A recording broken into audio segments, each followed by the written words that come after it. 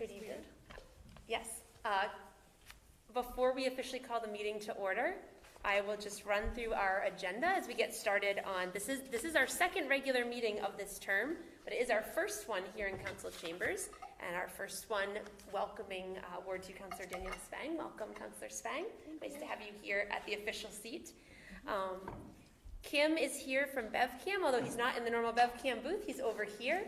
There's some changes happening to upgrade the technology in the room, so if you're wondering what happened to the monitors or why Kim's over there, it's all in the name of this upgrade, so it's a good thing. So tonight we have a presentation right at the beginning of our agenda. We have 3 resident speakers who have signed up to speak, and then we have some regular business to take care of. We will take a break for some committee work, and then we'll come back here to wrap everything up. So with that, I'll call to order this regular meeting of the Beverly City Council, Tuesday, January 16th, 2024, 7 o'clock p.m. Ms. Kent, will you please call the roll? Bowen? Here. Crowley? Here. Feldman? Here. Houseman? Here. Rotundo? Here. Spang? Here. St. Hilaire? Here. Sweeney? Here. And Flowers. Here. Thank you, Ms. Kent. Councillor Rotundo, will you lead us in the Pledge of Allegiance? I pledge allegiance to the flag of the United States of America and to the republic for which it stands, one nation, under God, indivisible, with liberty and justice for all. Thank you very much, Councillor Rotundo.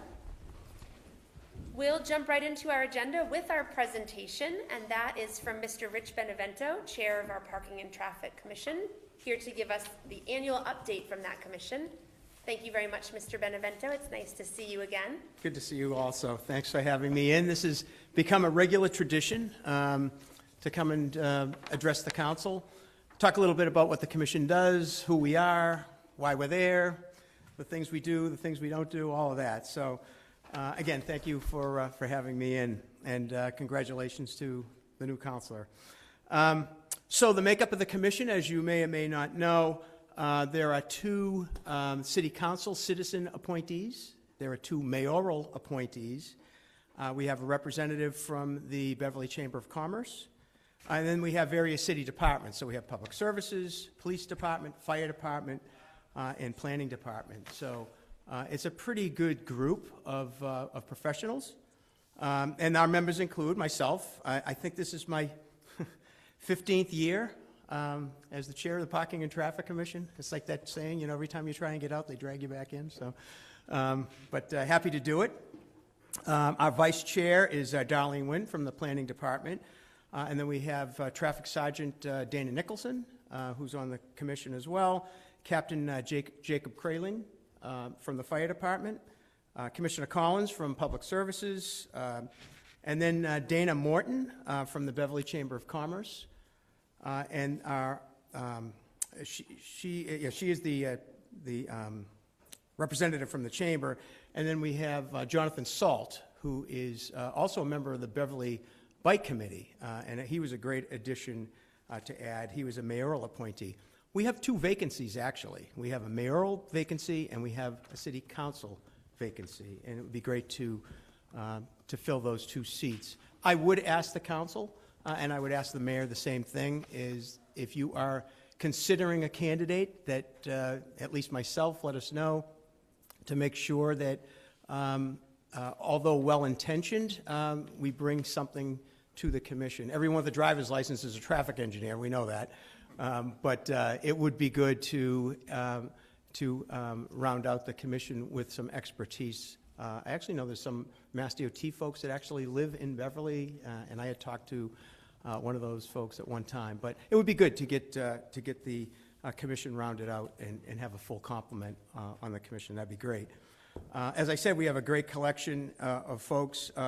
We may not always make the most popular recommendations, but we do believe the recommendations we're making are in the best interest of the city. And I'm going to tell you how we make some of those recommendations in a minute.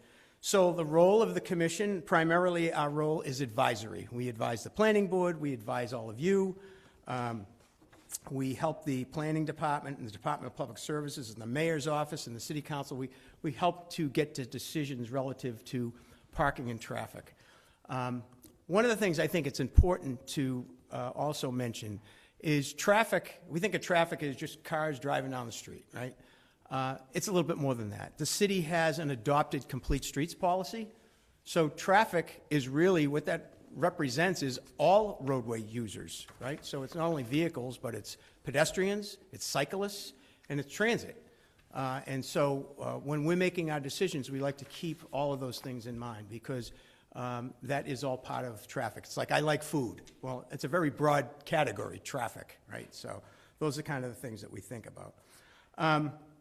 As I mentioned, we're advisory to the planning board for site plan approval, for special permits, for all of those things.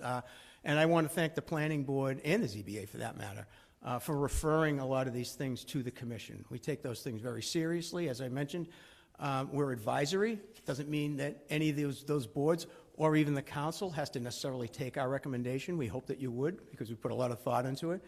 But it's important that that those requests at least come down to us, so that we have a chance to provide some recommendations. The city continues to grow, and that's why it's vitally important. I was just talking to Councilor Rotundo about one of my pet peeves, development projects, right? And we want to see development projects succeed. We certainly want to do that. One of my pet peeves, if you've been to one of the meetings, and Councilor Rotundo has heard my spiel to one of the developers in the city, we want the projects to be successful, but not at the detriment of someone trying to get to work in the morning, for example, while they're building their project. So that's why we need to be thinking about those things as we go through the projects.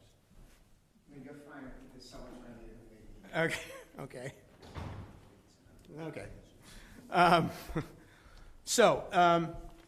We meet regularly. We meet the first Tuesday of, are you okay? Yeah. All right, we meet the first Tuesday of every month. When I first started on the commission in 2008, I believe that's when it was, the commission only met when they thought it was necessary to meet. We now meet the first Tuesday of every month.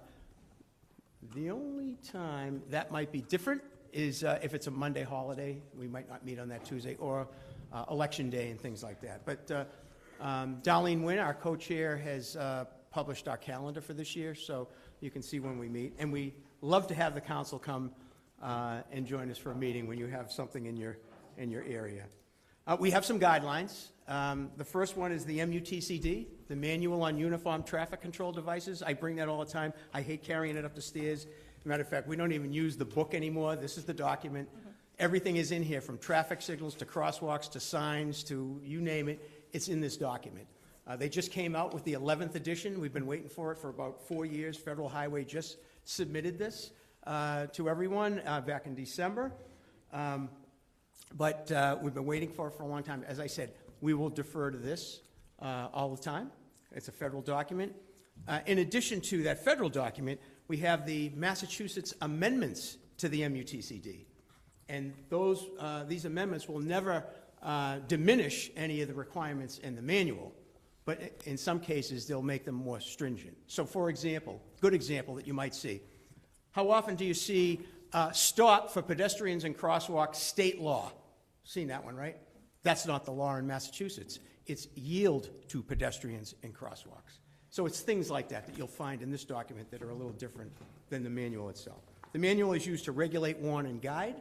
There's words like should, shall, and may. Should is like guidance. Shall, you have to do it. You shall do that. Stop signs shall be red, and they shall be this shape. Things like that. So again, those are the things that we use to help us as we make our decisions. Our recommendations: safety is always first. Safety will always overrule convenience. So if it's some issue that we're looking at and it's this or that, safety will prevail. That's the most important thing. We do site visits. We'll review things as they come up. Oftentimes we'll get requests for ordinance changes and things like that. We'll take those into considerations. I always kind of quip a little bit and say, if your constituents come to you and say, hey, let's make the stop signs the high school colors, that would be really cool, don't bring that. That's not going to happen. And I would always say also, your first line is probably with the traffic sergeant, so that would be Sergeant Nicholson. Start there, and he's always a good barometer to help navigate whether it's something that needs to go to the commission or not. As I said, a lot of times it may be council orders, and as I mentioned earlier, you folks have the ability to either take a recommendation or modify that recommendation or those sorts of things. That's why you sit where you sit. But we will try and help guide you to make sure that those recommendations are the right ones. Again, our philosophy is to assist, educate, and make recommendations to enhance the quality of life in Beverly. I mean, that's really what this is all about. As many of you know, I'm always available. You have my cell phone number. I've heard from many of you on many occasions. I have no problem picking up the phone if you have a question about something or you need something to be on the agenda that we're happy to discuss those things. So with that, I don't know how much time I had, but I won't take up too much of the council's time. So I'll take any questions if any of you have any questions for me. Thank you very much, Mr. Benevento, and you were right on the mark for how much time presentations usually are, so I think it's your years of practice, yes. Councilors, are there questions for Mr. Benevento? Not a question, but a comment. Sure, please. Mr. Benevento, I want to thank you because since the bridge has been closed, we've done a lot of pivoting with a lot of the street closures, the signs going up. You've given a lot of guidance, and I can attest you have taken my phone calls early in the morning as late as night. So I just want to, recognize and say thank you for all you've done to help navigate through the bridge closure with all the different variations. And one time I was successful, and several times I was not so successful with the neighbors. But I thank you for your professionalism. Oh, you're welcome. Anytime. Keep me on speed dial. Shouldn't have to say that. Thank you, Councilor Rotundo. Other questions, Councilor St. Hilaire? Yeah, I just wanted to add issues related to traffic, speeding, enforcement, public safety are top issues that we hear about on the council, so appreciate your responsiveness as well and addressing things when you can. So appreciate that. Oh, you're welcome. One thing too, as you mentioned about speeding and things like that, I've had requests before like, gee, let's put up a 4-way stop sign and that will control speed. If you go to the manual and you go to the amendments, it actually says stop signs shall not be used to control speed. You should use other types of measures. So that's why when I say a lot of times you may not get the answer you want, but it's kind of what we have to follow. So, but thank you for that. Thank you, Councilor. Councilor Houseman. Yes, I just, for councilors who were able to attend the meeting last week at the senior center related to sidewalks and so forth, I had a long conversation with Rich today about bringing some of those issues before the next B&T. So there'll be an opportunity to, it'll be on the agenda, it'll be an opportunity to sort of follow up on those conversations regarding sidewalks and safety in particular. Sure. Thank you. Thank you, Councilor Houseman. Other questions or comments from members of the council? All right. Thank you very much. Thank you, Mr. Benevento, for being here. Thanks for keeping us updated on what the commission is doing. My pleasure. And come by anytime. Thank you. Thank you. With that, we'll go to our comments by citizens. This is a portion of every regular meeting where residents in our community can sign up to speak for up to 5 minutes each with the city clerk. And as I always say, it's first come, first serve. And you can sign up for these slots by contacting the city clerk's office no later than 9:30 the morning of a meeting. And so we do have 3 people signed up to speak today. Vice President Crowley will be our timekeeper, just to make sure that everyone gets up to their 5 minutes and we're fair and equitable to everybody. So Councilor Crowley will keep the time. If you hear the timer go off while you're speaking, for anyone who is speaking, if you could just draw your remarks to a close. You don't have to cut off right at that moment, but please do draw to a close because, as I said, we want to make sure that we're fair and equitable to everyone. So with that, we'll go to our first resident speaker, and that's Mr. Paul Treffry. Mr. Treffry, if you would, go ahead to the podium and then begin with your name, which I've given away, but also your address for the record. I'll keep my time. As most of you know, my name is Paul Treffry, 43 Glidden Street. I just concluded 8 years on the Airport Commission, the last 2 of which I was the chairman. But my service has come to an end. The reason I come here tonight is wholeheartedly to thank you as the counselors for everything you've done in your roles in supporting the airport. Number one, you handle all of the leases that the airport signs with businesses and tenants on the field. We appreciate that. You had a major role last month. You signed, approved the lease, which we negotiated with the city after 7 years. You also play a role in approving the federal and state grants that really keep the airport functioning. The airport gets about, on average, about $1 million a year that comes through your, your desk, and we appreciate the role of that, or I say we, but in my past role. As well as I know that you guys play a role in handling whatever financial subsidy occurs every year to help support the airport. Typically, it comes out to about $140,000 a year. $100,000 of that is for the benefit packages for the airport's 3 employees, in addition to about $40,000 a year for the administrative costs for the various departments that handle issues for the airport. And it comes out to $140,000 a year. So sometimes the city has to pull money from the general fund. Sometimes they take some of that sum from the enterprise fund. It's usually a combination dependent upon the advice of the director of finance. But you play a role in that. So I just wanted to thank you for those 3 primary functions that you play with the airport. I do want to add that in my 8 years on the commission and 2 years as the chair, almost 2 years, the thing I am most proud of is my role in bringing the city to the negotiation table. Number one, for the DPS property, which you signed the lease last month. And there's some more work that has to be done. There is more use by the city of land that is federally obligated out there. So those were probably going to be coming across your desk. But I will say that, it was a long, arduous process to get that. It started 7 years ago when DPS moved into that property and Building 45 was in play at that time.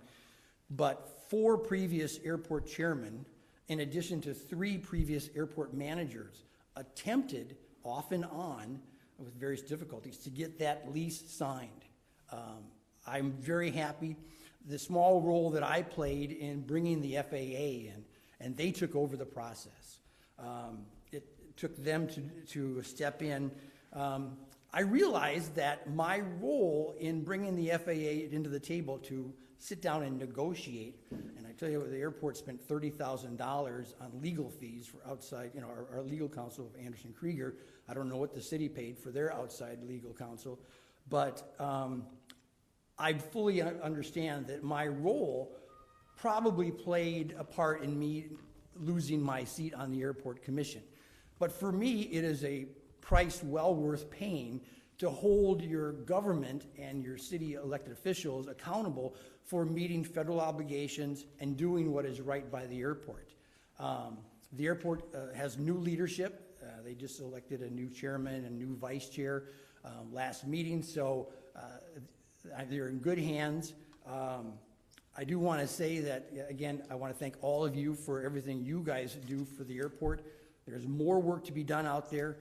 Some of you also know that there's 11 acres of that land. The airport is fully within its right to explore the opportunities to include developing it on a long-term land lease, which is on the table. Gloria Bouillon brought this to the table 7 years ago, or excuse me, 5 years ago.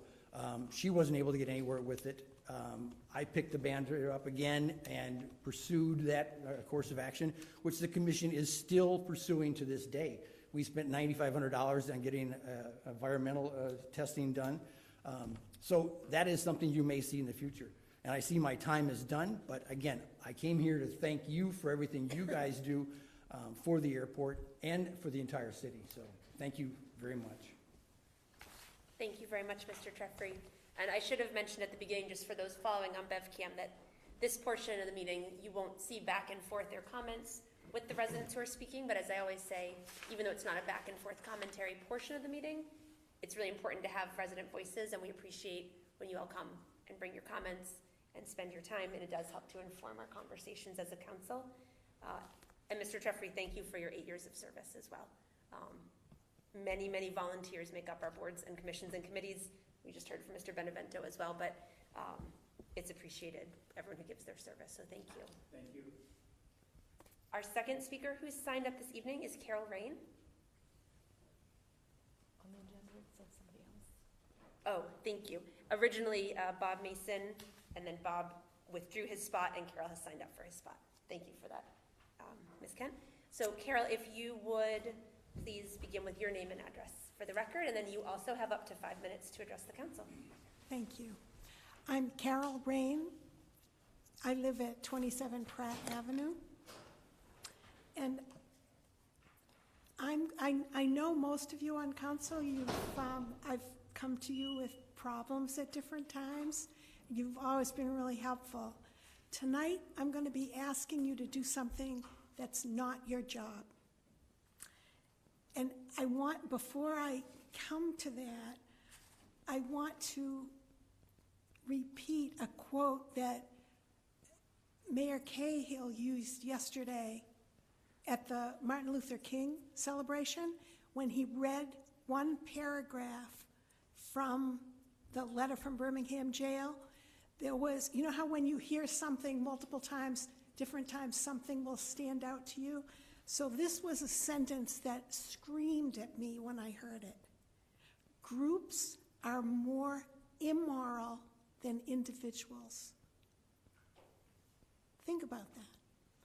So the reason I'm asking you to do something that's not your job is I think this group is moral. So here it is. Here's the resolution I'm asking you to consider. Whereas the tragic loss of Israeli lives on October 7th, 2023 was the deadliest attack against Jewish people since the Holocaust. Whereas in Beverly, we have an unwavering commitment to human rights, international law, and the peaceful resolution of conflicts. Whereas it's important to protect the rights, dignity, and security of all individuals, including those in the West Bank, Gaza, and Israel.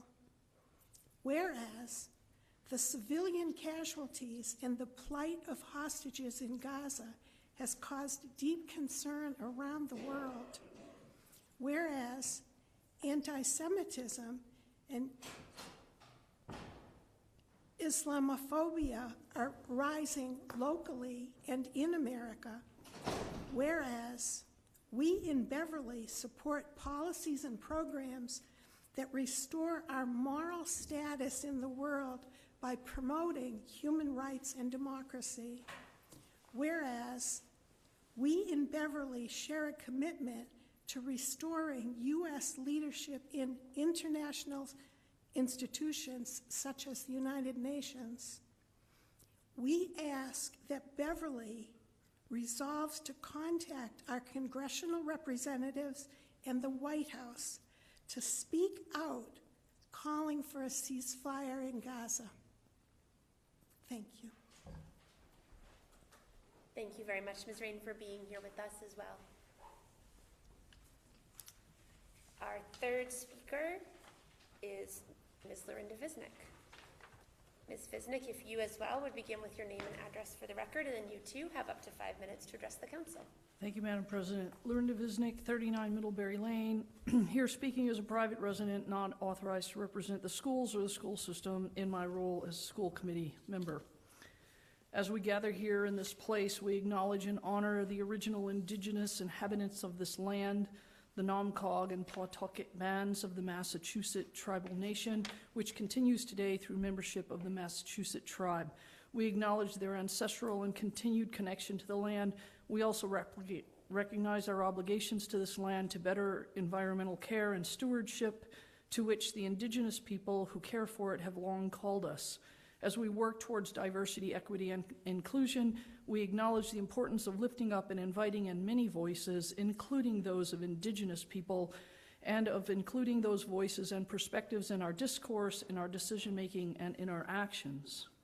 I really came here tonight to ask if any of you have ever tried to explain the game of baseball to someone who didn't grow up with the game.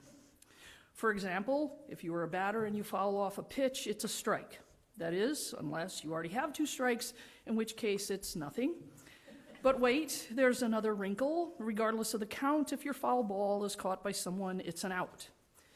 Taken individually, these exceptions to the core rule about balls and strikes are not too much for someone to handle, but collectively, as we add exception after exception, there is a realization that this game that seems easy enough for us to understand is in fact quite complicated. There are many things we take for granted, and only when we try to explain it to someone else, especially someone with no experience on that topic, do we realize the complexity. I find myself in this situation frequently of late as I attempt to explain things to our exchange student, Tim. Last week, the conversation topic centered around the snowstorm. Given the predicted snow, I realized that I had no idea if Tim owned boots. For the record, he does not. We discussed going to the mall to buy some and whether we would have enough snow to justify whether it made sense to invest in a pair, and would he want to wear those boots, or would it make him feel like he wasn't fitting in with the others?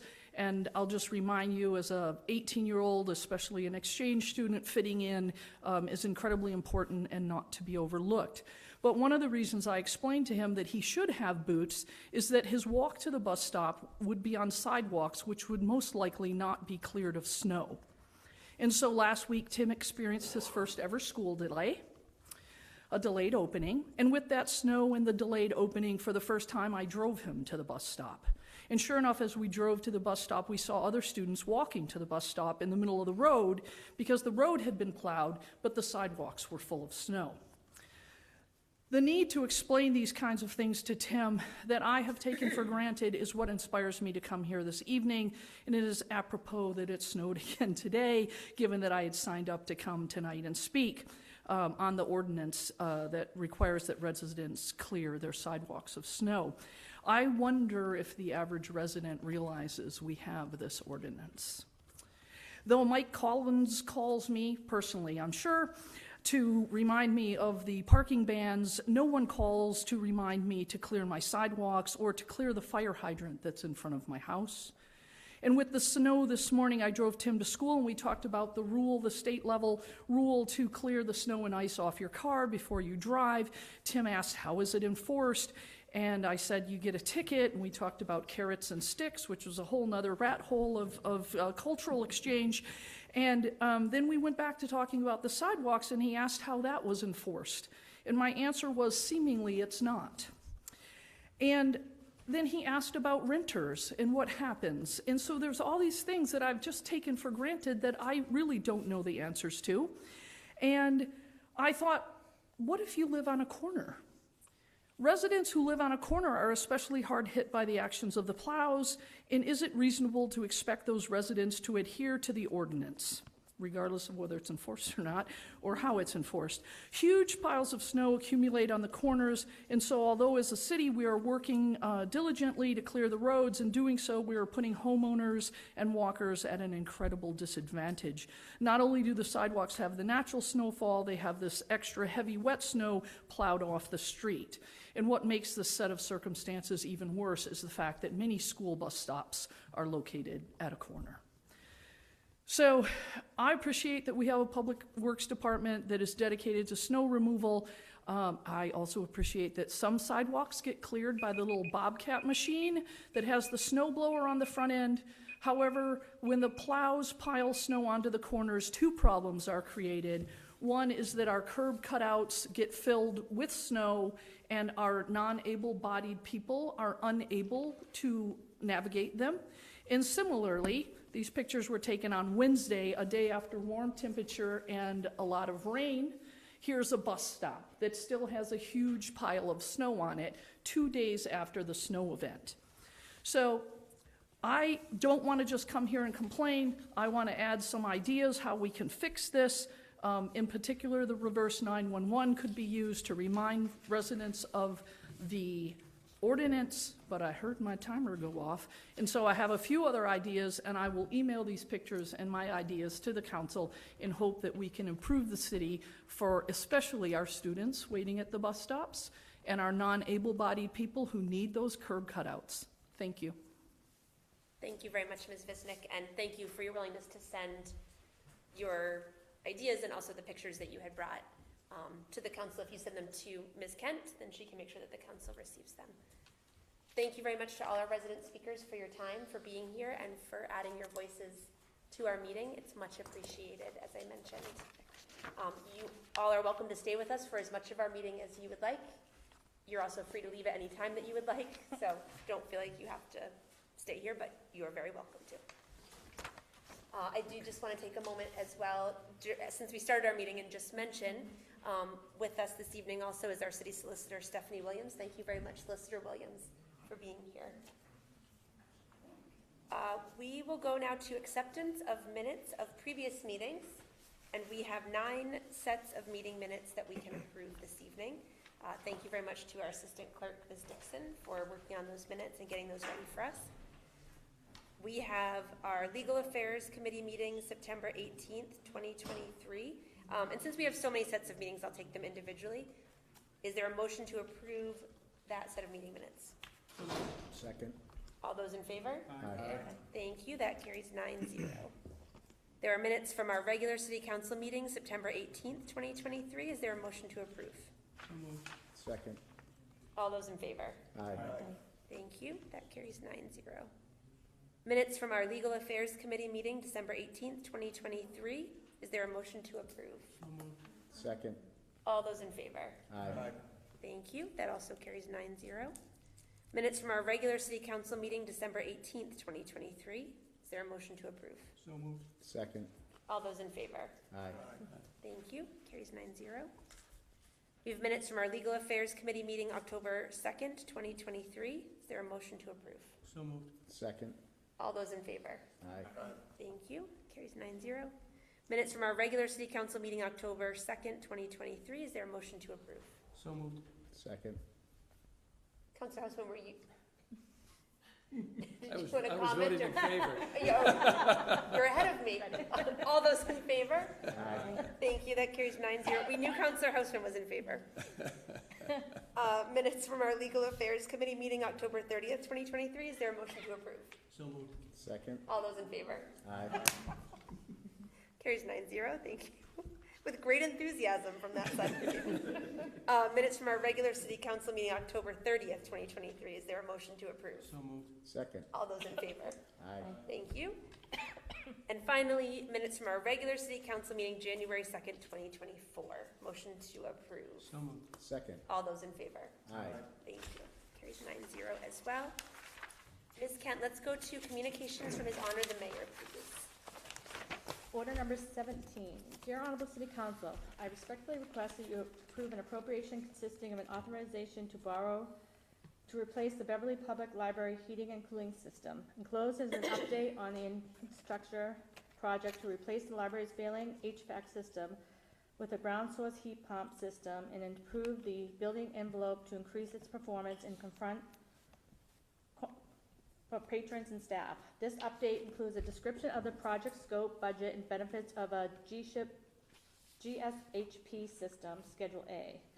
In June 2022, the City Council approved a $2 million and a free cash appropriation that enabled the city to advance the project concept by hiring an owner's project manager and design team and selecting a construction manager.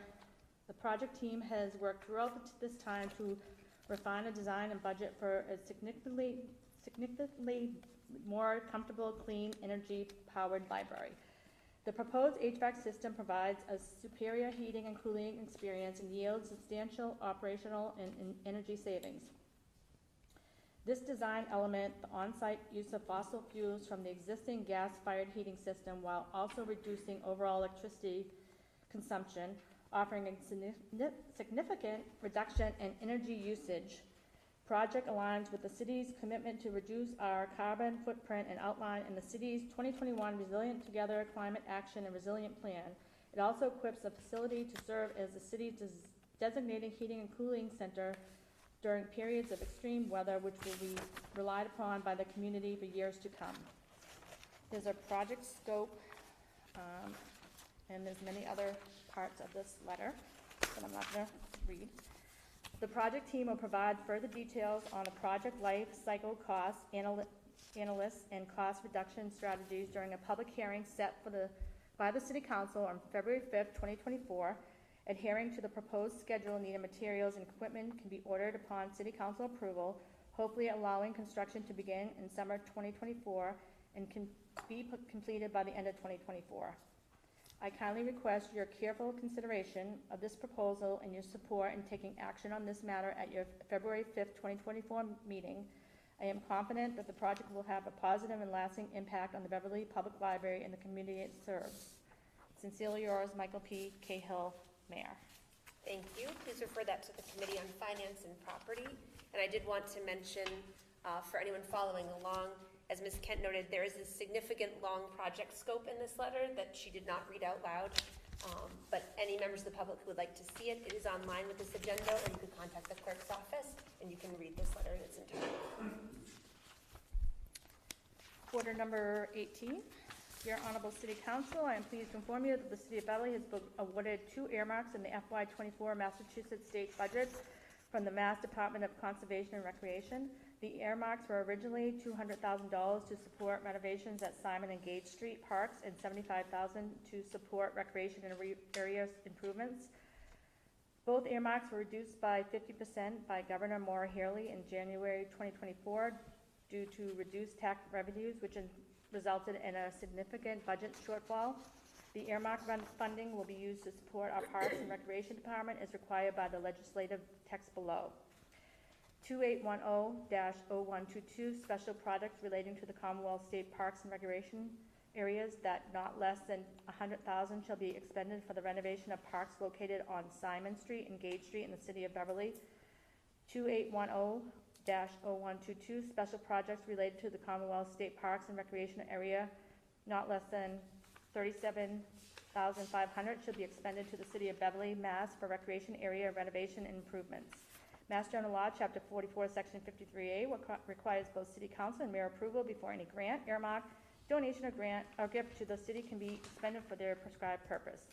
I therefore request the City Council approve this earmarks at your upcoming meeting on Tuesday, January 16th. Thank you. Sincerely yours, Michael P. Cahill, Mayor. Please refer that to the Committee on Finance and Property. Order number 19. Dear Honorable City Council, I am pleased to inform you that the City of Beverly has been awarded a $23,700 grant from the Mass Cultural Council to support the local cultural council. This public funding is provided to promote education, diversity, inclusion in the arts, humanitarian, and sciences to foster, enrich culture life for all Mass residents and contribute to the vitality of communities and economy. The Massachusetts Cultural Council receives funding from the Mass Legislature in Natural Endowment for the Arts. The local Cultural Council program was established in 1982. Mass General Law, Chapter 44, Section 53A requires both City Council and Mayor approval before any grant, earmark, donation, or gift to the city can be expanded for their prescribed purpose. I therefore request the City Council approve this grant by acting on this matter at your upcoming meeting. Thank you. Sincerely, yours, Michael P. Cahill, Mayor. Thank you. I like how you powered through that last paragraph. Please refer COVID that lives on. to the Committee on Finance and Property. Do you need me to read the next one, Ms. Kim? Let me give it a shot. Okay. Order number 20. Dear Honorable City Council, I am pleased to inform you that the City of Beverly has been awarded a $25,000 grant from the Department of Fish and Game Division of Marine Fisheries Small Grants Program for improvements and repairs to the Beverly Harbor Pier. This grant funding will be used to provide needed maintenance and repairs to the Beverly Harbor Pier to ensure safe public access for recreational fishing and outdoor recreational activities. This project will continue to allow for public access to the harbor resources and improve an ADA access point. Mass General Law, Chapter 44, Section 53A requires both City Council and mayor approval before any grant, earmark, gift, or donation to the city can be expended for their prescribed purpose. I therefore request the City Council approve this grant by acting on this matter at your upcoming meeting. Sincerely yours, Michael P. Cahill, Mayor. Please refer that to the Committee on Finance and Property. Order number 21, Dear Honorable City Council, I hereby reappoint, subject to your review, as provided in Section 2-10 and Section 3-3 of the Beverly City Charter, Pauline Texera to serve as Beverly's Director of Human Resource for a period of 3 years. Her term is to be effective from February 18, 2024 through February 17, 2027. Sincerely yours, Michael P. Cahill, Mayor. Please refer that to the Committee on Finance and Property. Order number 22. Dear Honorable City Council, I hereby appoint, subject to review and recommendation, Ms. Carol Rain, 27 Pratt Ave, Beverly, to serve on the Human Rights Commission. Her term is to be effective until April 4th, 2026. Sincerely yours, Michael P. Cahill, Mayor. Please refer that to the Committee on Legal Affairs.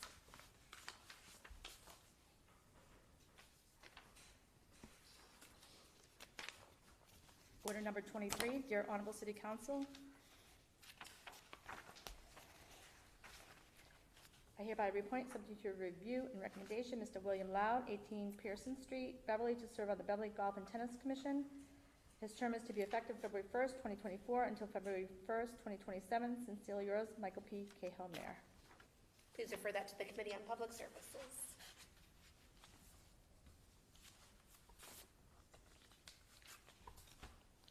Order number 24, Dear Honorable City Council, I hereby reappoint, subject to review and recommendation, Mr. Aaron Henry, Director of Land Use and Community Services, 1 Sylvan Street, Danvers, to serve as the Town of Danvers representative on the Beverly Airport Commission.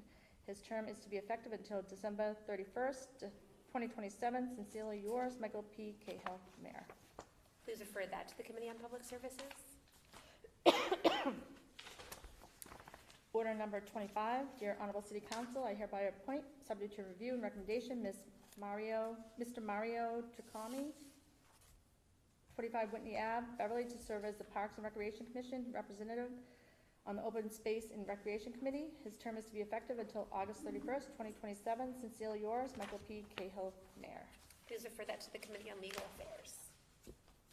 Let's go to communications from other city officers and boards, please, Ms. Kim.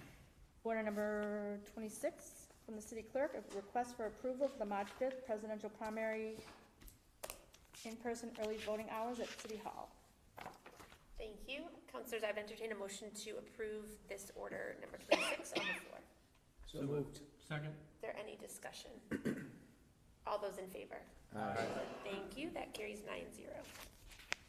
Order number 27 from the City Clerk, a request for approval of the presidential primary election warrant to be held on March 5th, 2024. Likewise, I would entertain a motion to approve order 27 on the floor. So moved. Second. Any discussion? All those in favor? Aye. Thank you. That carries 9-0 as well. Order number 28 from the City Clerk, a renewal application for a Class 2 motor vehicle license for Diaco Service Center, Inc., 474 Rental Street. Please refer that to the Committee on Legal Affairs. Order number 29 from the City Clerk, a renewal application for a 2024 amusement license for the Beverly Peabody Elks located at 39 Bow Street and the Herman A. Spear Post American Legion at 3 Judson Street. Please refer that to the Committee on Legal Affairs. Order number 30 from the City Clerk, a renewal application for the livery taxi license for Tri-City Services, Inc., located at 55R Walnut Street, Peabody, Unit 4B. Please refer that to the Committee on Legal Affairs. Order number 31 from the Finance Director Brian Ailes, a request for approval to use FY 2024 appropriated funds towards the payment of one prior year invoice totaling $1,110.38. Please refer that to the Committee on Finance and Property. Order number 32 from Councilors Rotundo and Sweeney, a letter regarding the 2023 Committee on Legal Affairs Ordinance Review Process. Please refer that to the Committee on Legal Affairs. Order number 33 from President Flowers, an appointment for David Urshan from 50 Rantoul Street to serve on the Community Preservation Committee in one of the at-large seats on that body. Mr. Urshan is filling a vacancy of an unexpired term. Please refer that to the Committee on Legal Affairs. Order number 35 from Councilor Bowen. Order 34 from Councilor Houseman, a letter regarding the Subcommittee on Legal Affairs initiatives in the new term. Please refer that to the Committee on Legal Affairs. Order number 35 from Councilor Bowen, a letter regarding the Public Services Committee, upcoming topics for discussion. Please refer that to the Committee on Public Services. Let's go to communications, applications, and petitions, please.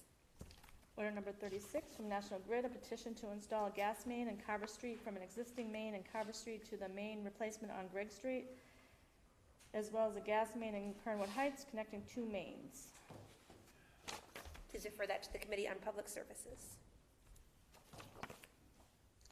Order number 37 from the Commonwealth of Massachusetts Department of Utilities report. I would entertain a motion to receive that and place it on file. So moved. Second. All those in favor? Aye. Thank you. Carries 9-0. Order number 38 from the 4 Bavarian Facility Site, 150 Sawyer Road, a summary of the November 14th, 2023 Public Involvement Plan meeting. I would entertain a motion to receive that and place it on file. So moved. Second. All those in favor? Aye. Thank you. That also carries 9-0. We do have one item under motions and orders, but it's order number 16. It will be withdrawn and refiled by Sergeant Nicholson. The address needs to be corrected, and so, Councilor Houseman. Yeah, so I spoke with Sergeant Nicholson about this today, and at least at that time, before he contacted Ms. Kent, we were in agreement at that point that it made sense to move forward with the order as written and have him file a corrective order to the ordinance after this occurs, in order to make sure that the handicap sign can be put in at the earliest possible moment. Ms. Kent, I'm sorry, through the council president. Ms. Kent. So, because it was in the newspaper for the address of 3 Columbus, Yeah, I asked the solicitor, and she suggested that it was in the newspaper under 3, and now he wants it to be under 2, and it's across the street. It's not asking for the same, it's a totally different area, totally different ask.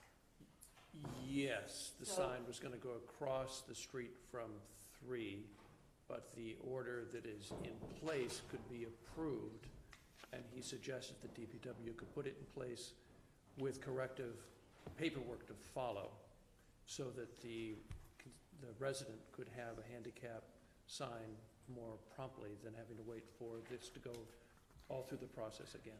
I guess I would refer to the solicitor because the newspaper ad would be asking for in front of 3. Yes, I'm aware of that. Yeah, so I don't, Yeah, no, I understand, I understand. I'm probably not, Ms. Olnixon. yeah. Our Assistant State Solicitor, Ms. Olnixon. Who Came just- in at the last minute on this That's one. okay. Yeah, and I Thank you. just read it last minute, so. My recommendation for now is to refer it to legal affairs, and then we can discuss in there the best way to proceed, given Councilor Houseman's comments. Thank you. Thank you. In that case, we will refer Order 16 back to Legal Affairs, as recommended by Assistant Solicitor Olmstead. Thank you very much. So with that, this is a good time for us to take a motion to take a break for some committee work. And with a reminder, councilors, as we're setting out in our new term, we were moving in this direction last term, coming out of COVID, during the time when we had no ability to have subcommittee meetings, but really remembering that these committee breaks are 15-minute or so breaks to do the work we can do in the context of this meeting, and longer, more substantive conversations. We really will try to get back into our pattern from before the pandemic of using the non-regular meeting night Mondays to have those substantive meetings. So with that, I would entertain a motion to take a brief break for some committee work. So moved. Second. All those in favor? Aye. Thank you. That carries 9-0. Let's have Finance and Property in the committee room, please. Legal Affairs here, and Public Services on the bench.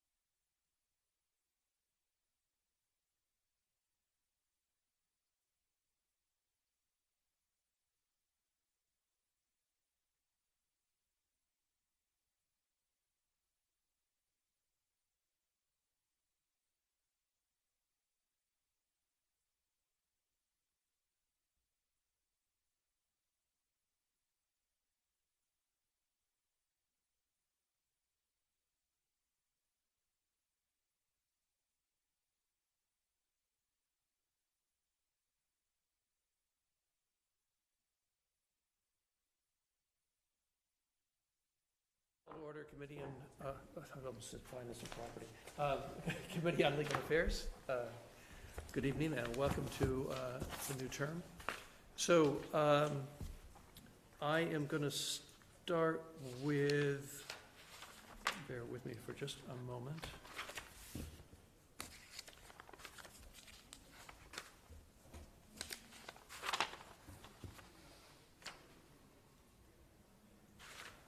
I'm going to start with the reappointment. If I can find it here, if you wait just a moment. Here we are. Reappointment, order number 3, reappointment of Susan Gabriel, Richard Dinkin, and Mayor Cahill to serve on the Affordable Housing Trust. This order actually was submitted to the council and written for a reappointment of 3 years, but under the ordinances, this is a 2-year term only. So I would ask the Solicitor's Office if we can amend. My suggestion would be that we would amend the order, refer it back to the council with the terms effective until January 31st of 2026 rather than 2027. That seems appropriate. Okay. If that's the term, I assume you, I didn't look it up myself, but I trust your.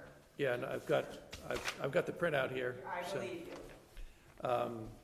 So are there any questions about this reappointment? If not, I would accept an order to approve order number 3, amended to a 2-year term ending in January 31st, 2026. So moved. Second. All those in favor? Aye. Aye, motion carries 3-0. And I need to remember not to write on this. One moment, please.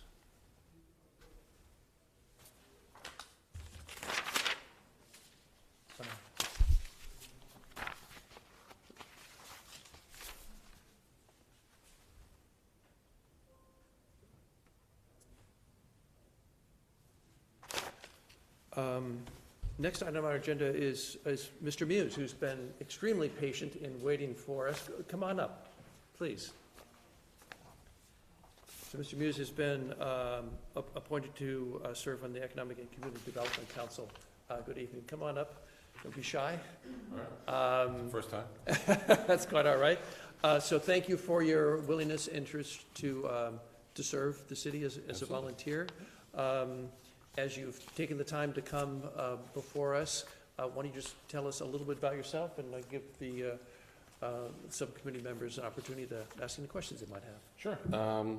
I grew up in Salem, came to live in Beverly shortly after college. I've lived, I think, in Councilor Rotondo's ward. I was on Front Street when we first moved here, and then I moved to, are you Ward 4? I'm Ward 4. And I moved to Cross Street and raised my family there, and about 10 years ago I moved to Councilor Feldman's, so I've got you all covered. But I've been here for 40 years, triangulated the city. I'm retired. I was in banking, more with the sales marketing side of banking. And I'm retired and have a little time. And one day the mayor's secretary called and said, would you be interested in serving on a committee? And she said, yeah. So she said, send me your top 3 or 4 ideas of what you might want to do, and someday we'll probably call you. So here I am. There you are. All right. Well, thank you again. Members of the committee, subcommittee, any questions? Go ahead. What's your favorite ward then, since you've been out there? Be careful. Be careful with this To answer. be honest, they're all great. Beverly's, I mean, I grew up in Salem, and I'm supposed to be, my buddies gave me a hard time when I was in Ward 5. but I'm in Ward 5. I love it in Ward 5. Beverly's But just I a am great the chair, community. so. Great community. It sounds as if the credentials are there, but I'm happy and grateful that the fact that you're stepping up to serve on the board. It'd be important. Thank you. I'm Thank excited you to for your do it. service. Thank you. Questions? What were your other choices? Just out of curiosity. Oh, well, I mean, there's so many. I play golf, so the Golf and Tennis Commission was interesting. Anything to do with economic development, I've got sort of a background in that. I've been involved with a few groups in Salem. And I've been dying to do something, for our city. So That one, and what was it? There was another one. I'm trying to remember what it was. I guess I forget now, but economic development and the golf course, I guess, my two top ones. Well, thank you so much for your willingness to step up and serve. We really, really appreciate it. Yeah, you certainly have a terrific background for this appointment. Thank you. So, all right. Unless there are any other questions, I would entertain a motion to approve the appointment. So moved. Second? All those in favor? Aye. Motion carries 3-0. Thank you very very much. much. Thank You are Much welcome appreciated. to stay for the remainder of the meeting. As a general rule, the likelihood is pretty high that the full council will approve your appointment without further discussion. Okay. So you're welcome to stay and listen to that, but you need not feel obliged. Very good. All righty. Thank you so much. Thank you for coming. Appreciate it. Good night.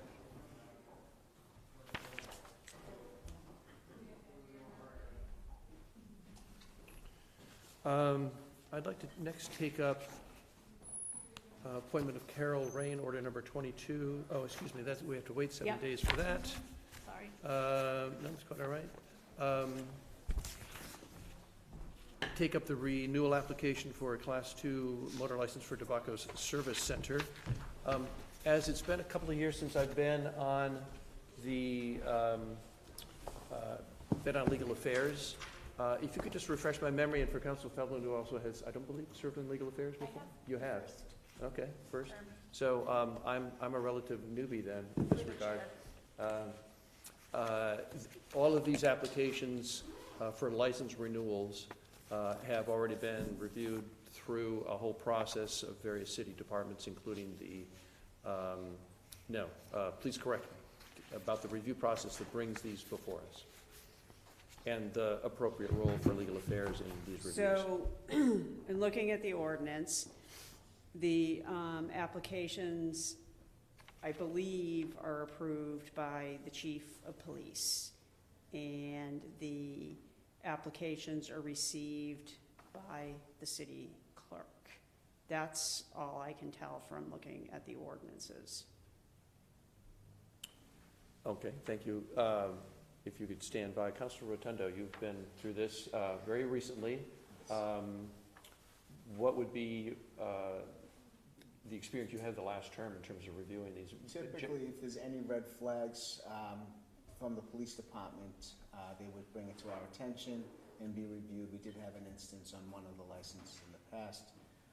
Otherwise, it's sort of our due diligence to reach out. If there isn't any, if there's no issues brought to us, you do your own digging. So a lot of the renewals seem pretty standard with the fact that as long as their insurance is in order, application's been approved by the chief on that, and then as well as the amusement licenses are usually from the various social groups. Yeah, so that, I mean, that comports with my recollection that, there is a review before it gets to us, and unless there are issues that are flagged for us, typically an approval is forthcoming on these. Correct. Without much discussion. Do you have any? Well, I would say, Yes. I mean, I think that, there is, I actually want to withdraw my statement that the police chief reviews them. I don't see that in the ordinance. There's a requirement that a plot plan be submitted, and that the information on the application be complete. And I don't, whether the clerk reviews that before submitting it to you or not, it's the same thing with the lodging house licenses, right? So it depends on whether the clerk has the gatekeeper function, or if it comes to you and you're expected to look to see if those things are complete or not. Right. So I see that there's a plot plan. Yeah, and there is an application which appears to be filled out in full. Right. So, okay. Unless there are any questions from members of the subcommittee, I'd accept a motion to approve order number 28. So moved. Second. All those in favor? Aye. Motion carries 3-0. Order number 29 is a license renewal for the Beverly Peabody Elks at the Herman Spear Post. It is basically for a jukebox and another similar type of device with a plot plan and a full application, it appears, submitted to us with no flags. Unless there are any questions, I'd entertain a motion to approve order number 29. So moved. All those in favor? Aye. Motion carries 3-0. Order number 30 is a renewal application for Tri-City Services, which is a taxi livery service, with a attached set of materials for each one of their cabs. Also, if I may, Ms. Kent, when these come before the clerk's office, can you sort of describe for us the process of sort of reviewing the applications as they come in terms of completeness?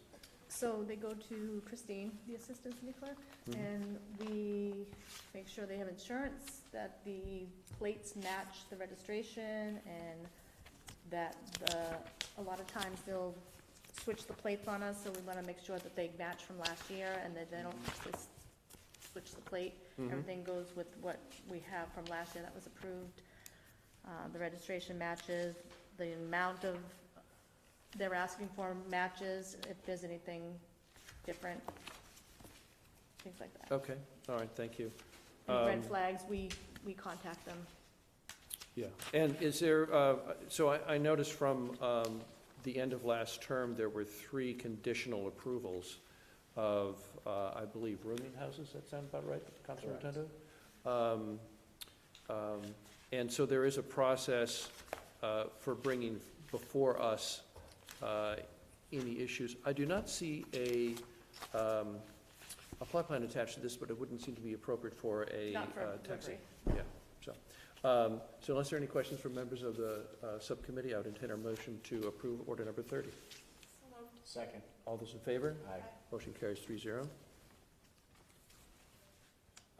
We have a council appointment by Council President David Urshan, who is ill this evening and unable to speak with us. I would suggest to the subcommittee that, excuse me, or ask members of the subcommittee whether you'd like to have him come in and have an opportunity to speak with us. His background, excuse me, seems to be catching. His background is provided to us, so it's up to the members of the subcommittee as to whether or not you would like to have him give an opportunity to speak with us. We could also schedule something like that by Zoom and just make sure it's posted. Do you have a preference? I don't have a preference on it, to be honest, and I know we just got the resume this afternoon, or this morning, so I will not lie and say I haven't studied it greatly, but I will yield to what you think you want to run with that. Councilor Feldman? I have not had a chance to review the resume. I do not have a preference. I know that with public services, last year we frequently met new candidates via Zoom on the off, if that was good for them. But okay. I don't have any objections to his appointment. Yeah, if I may, this is an appointment by Council President, who just conveniently happens to be sitting here. Council President, can you tell us a little bit about this appointment? I can. And I apologize that his resume came to you later because he had initially actually expressed interest in this appointment the last time that this seat was vacant. So he was a candidate that I had met with at that time, had his information, and then had requested from him an updated resume for this appointment. When this seat became vacant, it's actually Councillor Spang's former seat on the CPC. Because he had been interested and we'd had a strong conversation prior, I went back to see if he was still interested in the seat. He did send the updated resume, as you know, but in between our first conversation and sending it is when he became sick, and so it took him a while to get it updated and to get it sent. So I apologize about that. I think Mr. Urshan is very involved in the community. He's been a volunteer in a lot of other kinds of capacities. He and his wife, Judy Ashkenaz, are both very involved, civic-minded individuals, and he had had interest in the CPC to be able to think together with other members of that community about ways that it could be used creatively to continue to enhance our community. I know he has interest in thinking about historic preservation, also housing, and access to housing for people. Yeah, I had a chance to look at it. He indicates he's been very involved in Brattleboro, Vermont, around community affairs, and particularly interested in housing. Councilor Rotundo. Do you want to hold this until the next legal affair meeting and then have them come in and we can talk Yeah, with yeah, them? I think that'd be appropriate. Okay, fine. We will hold this matter, number 33.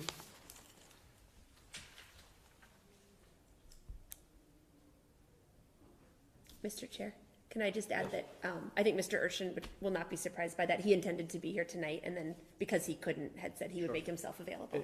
I have three excellent sources of information, you, the city clerk, and two solicitors. For a council, just refresh my memory, for an appointment by the council, we, like the mayor's appointments, have to wait 7 days? No. Or No. no? Do not? You could Okay, act tonight if you wanted. okay, all right, thank you. We are holding number 33. I want to move to order number 32. This is a letter by, from Councilor Rotundo. So I had an opportunity to discuss with the Solicitor's Office. This is the ordinance review follow-up work. I wanted to make sure this got on our agenda for this evening. I would suggest that, well, actually, I'm going to ask a couple of questions. One is, my understanding is that the ordinance review work was considered complete by the Legal Affairs Subcommittee as of, that existed in the last term, correct? Correct, December 18th, I believe we Yeah. voted it. And the letter that you and/or Councilor Rotundo are proposing to bring forward will address that work and submit a proposed order for the approval of these amendments? The thought is to put forward the work that was done. There are certain ordinances that we'd like to do. There's some language changes as well, but there are, the work that was done, the review that was done, the report that was submitted, it's now to enact upon those suggestions and recommendations. Right, so, well, let me rephrase my question. Will you be submitting an order for approval Yes, of what was done, yes. without the subcommittee revisiting it? In your opinion, as a holdover member, No, I think call to we're order gonna- of So we're committee of gonna the whole? review the ordinances, correct, Solicitor? Remind me, so I wanna make sure that My view is it would be referred to legal affairs like any other proposed ordinance amendment. so we'd still work through committee. So Okay. legal affairs last term created a report making recommendations regarding proposed changes. Right. That was received and placed on file. The plan was that Councilors Rotundo and Sweeney would file a proposed order this term with the actual proposed amendments, and that it would go to legal affairs, and, you know, how much additional work legal affairs wants to do on it or not is, I suppose, up to you. Okay, then I'm going to hold order number 32 until the receipt of that plan. Thank you.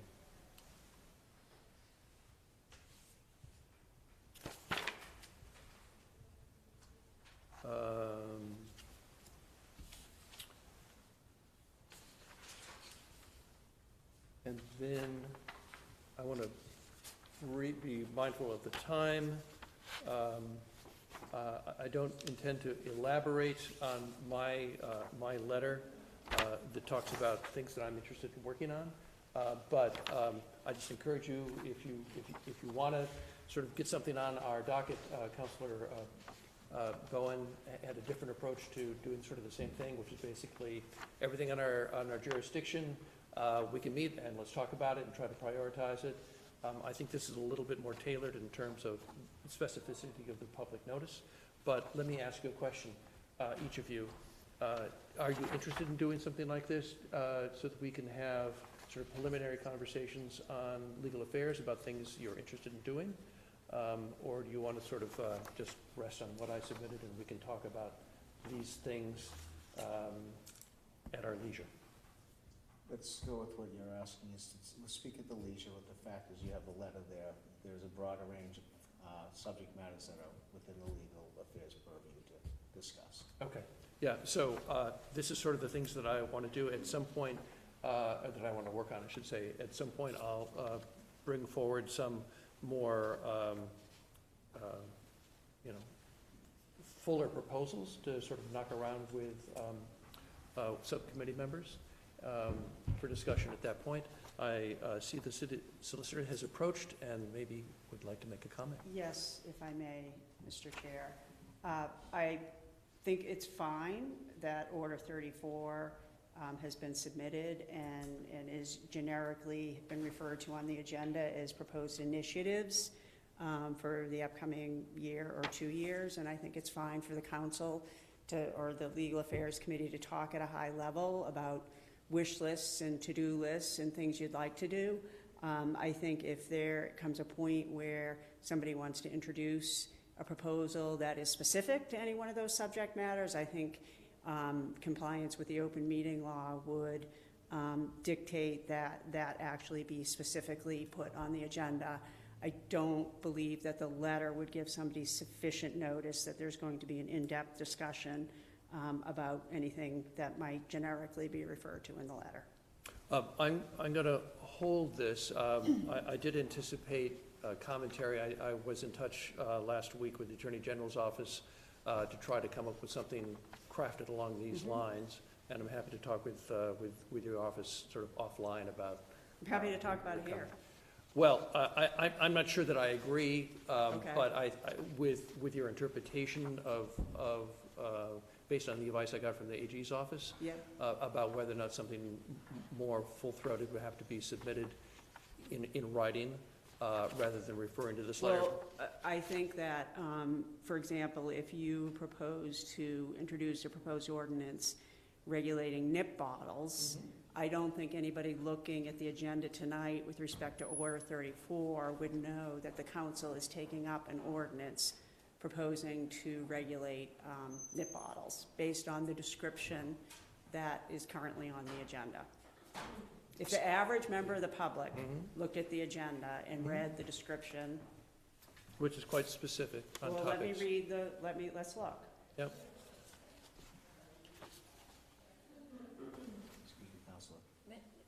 Oh, no, I already called Kitty Bear the whole to go. Yeah, thank you. Appreciate that. Order 34, a letter regarding Subcommittee on Legal Affairs initiatives in the new term. That's what the agenda says. Okay. So I don't know how a member of the public would know that you, in 3 months, might introduce an ordinance proposing to regulate nip bottles if they're looking at order number 34. And they're not under an obligation to go read the letter. Okay. Well, I would submit that if the mayor submits a grant proposal on a given topic or a loan proposal on a given topic, that it has, say, a 4 or 5-page detailed list of aspects related to that loan order, that's not really any different from this. It's not listed, all of those things are not listed in the agenda any more than this is. I believe that the mayor's letter, any letter, should be with sufficient specificity to allow the public to know what's going to be discussed. And if the mayor or anyone is submitting a letter accepting a grant, at a minimum, it should state how much the grant is for, where it's coming from, and what it's going to be used for. And my experience is generally it does say that in the agenda. So, I mean, we can continue to talk about it. My goal, I mean, what's the objection to submitting something that gives the public more notice that you might be submitting an ordinance with respect to regulating nip bottles? I mean, what's the objection to that? The objection to that is not really my intention to submit something specific to talk about necessarily. It might simply be, gee, what do you think about that notion? What do you think about that notion? I think that's fine. Right. I just wanted And so I think that we can hold this and have conversations like that in our next meeting. So I want to be mindful that we're not supposed to have prolonged legal affairs meetings or subcommittee meetings. Right. So I prefer to continue this conversation offline. I think it's fine to, I think it's appropriate to have it publicly, actually. I think it's, because we should all understand what I'm saying. I think it's fine to have high-level discussions. Councilor Rotundo, what do you think of it?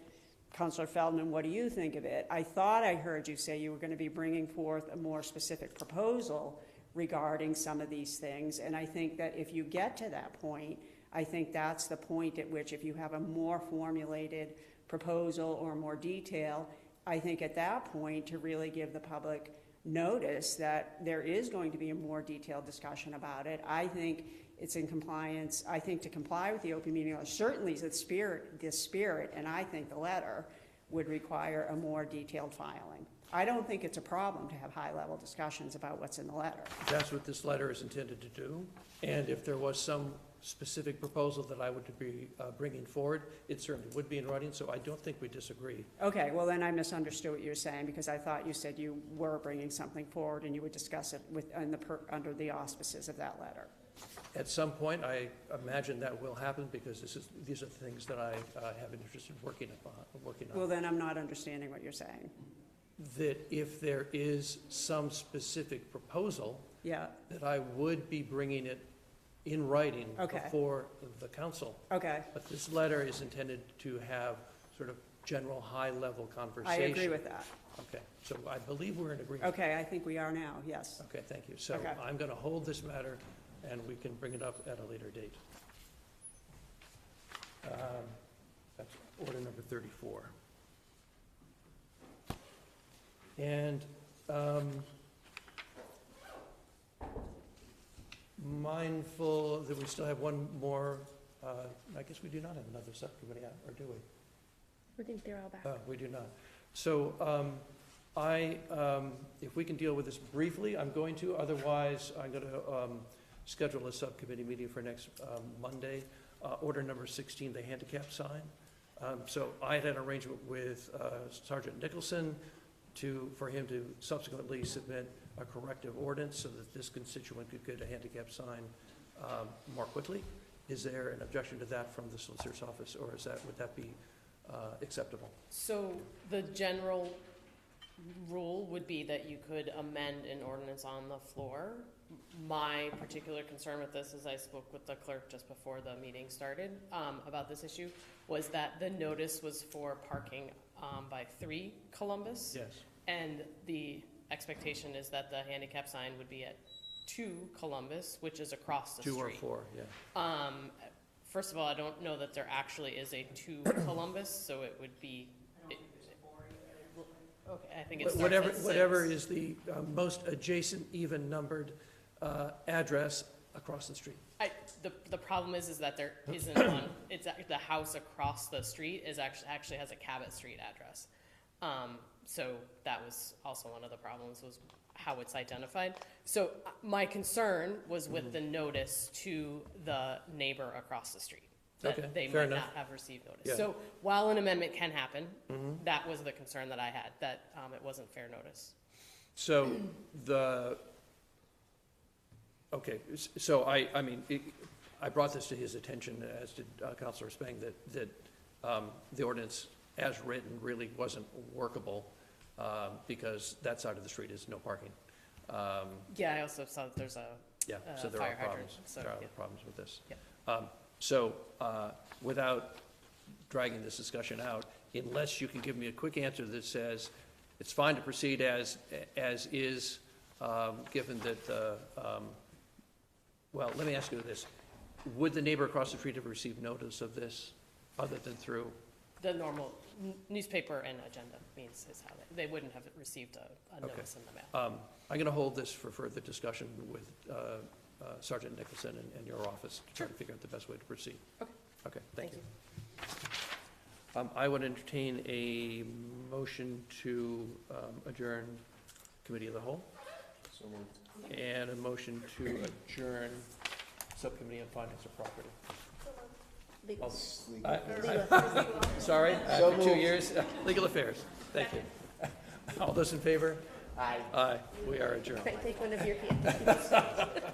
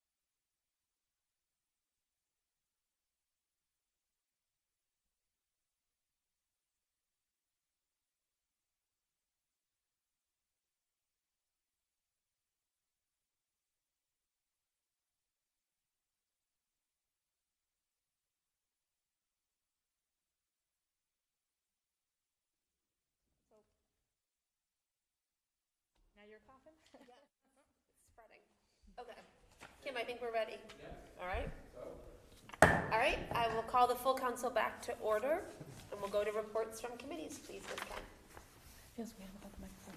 Order number 3, the Committee on Legal Affairs, to whom refer the matter regarding reappointments for Susan Gabriel, Richard Dinkin, and Michael P. Cahill to serve on the Affordable Housing Trust, have considered said matter and beg leave to follow. Recommend the council approve these reappointments as amended to a 2-year term that ends on 1/31/2026. Thank you very much, Ms. Kent. Are there questions or comments on this one? Question comes on the acceptance of the proposal and adoption of the order as amended, coming out of subcommittee to adjust to 2-year terms, which is the correct term for that body. All those in favor, aye. Aye. Sorry, I forgot I had to say one more thing to get us there. Order number 7, the Committee on Legal Affairs, to whom refer the matter regarding an appointment for James Muse to serve on the Economic and Community Development Council, have considered the matter and beg leave to follow. Recommend the council approve this appointment. Questions or comments on this one? Question comes on the acceptance of the proposal and adoption of the order. All those in favor, aye. Aye. That carries 9-0. Order number, oops, sorry. Oh, sorry, and I also forgot to just say out loud, the last one did too as well for Ms. Dixon, carried 9-0. Order number 22, Committee on Legal Affairs, whom refer the matter regarding an appointment for Carol Rain. We did not vote on that one. Never mind. Order number Because 20. it's a mayoral appointment that just Correct. Sorry. Order number 28, the Committee on Legal Affairs, to whom refer the matter regarding a renewal application for a Class 2 motor vehicle license for DeBacchio's Service Center, 474 Red Tool Street, to consider said matter and beg leave to follow. Recommend the council approve this request. Questions or comments on this one? Question comes on the acceptance of the proposal and adoption of the order. All those in favor, aye. Thank you, that carries 9-0. Order number 29, the Committee on Legal Affairs, to whom refer the matter regarding a renewal application for a 2024 amusement licenses for Beverly Peabody Elks, located at 39 Bow Street in the Herman H.A. Spear Post American Legion at 3 Judson Street, have considered said matter and beg leave to follow. Recommend the council approve these licenses. Questions or comments on this one? Question comes on the acceptance of the proposal and adoption of the order. All those in favor, aye. Thank you, that carries 9-0. Order number 30, the Committee on Legal Affairs, to whom refer the matter regarding a renewal application for the Tri-City Services, Inc., located at 55 Rear Walnut Street, Peabody, for a taxi livery license, have considered said matter and beg leave to follow. Recommend the licenses be granted. Questions or comments? Question comes on the acceptance of the proposal and adoption of the order. All those in favor, aye. Aye. Thank you, carries 9-0. Order number 1, the Committee on Finance and Property, to whom refer the matter regarding a $15,000 Cultural District Initiative grant from the Massachusetts Cultural Council to be used to support the Beverly Arts District, have considered said matter and beg leave to follow. Recommend the council approve this request. Questions or comments? Question comes on the acceptance of the proposal and adoption of the order. All those in favor, aye. Thank you, carries 9-0. Order number 18, the Committee on Finance and Property, to whom refer the matter regarding 2 earmarks totaling $137,500 to support the Parks and Recreation Department, have considered said matter and beg leave to follow. Recommend the council approve this request. Questions or comments? Question comes on the acceptance of the proposal and adoption of the order. All those in favor, aye. Thank you, that carries 9-0 as well.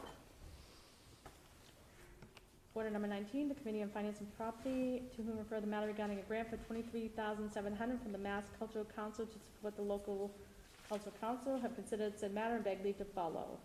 Recommend the council approve this request. Questions or comments on this one? Question comes on the acceptance of the proposal and adoption of the order. All those in favor, aye. Thank you, that carries 9-0. Order number 20, the Committee on Finance and Property, whom refer the matter regarding a grant for $25,000 from the Department of Fish and Game for improvements and repairs to the Beverly Harbor Pier, have considered the matter and beg leave to follow. Recommend the council approve this request. Questions or comments? Question comes on the acceptance of the proposal and adoption of the order. All those in favor, aye. Thank you, that carries 9-0. Order number 31, the Committee on Finance and Property, to whom refer the matter regarding a request for approval to use FY 2024 appropriated funds towards the payment of one prior year invoice totaling $1,110.38, have considered said matter and beg leave to follow. Recommend the council approve this request. Questions or comments? I have one Please, question. Counselor Spang. It looked like it was gonna get paid out of the school budget. Does it go to the school committee too, or do we do it because it's a prior year? I wasn't sure. Yes, I believe that because it's a prior year invoice, it just requires council approval to be able to pay the invoice, but that's a great question, Counselor Spang. Other questions or comments? Question comes on the acceptance of the proposal and adoption of the order. All those in favor, aye. Aye. Thank you, that carries 9-0.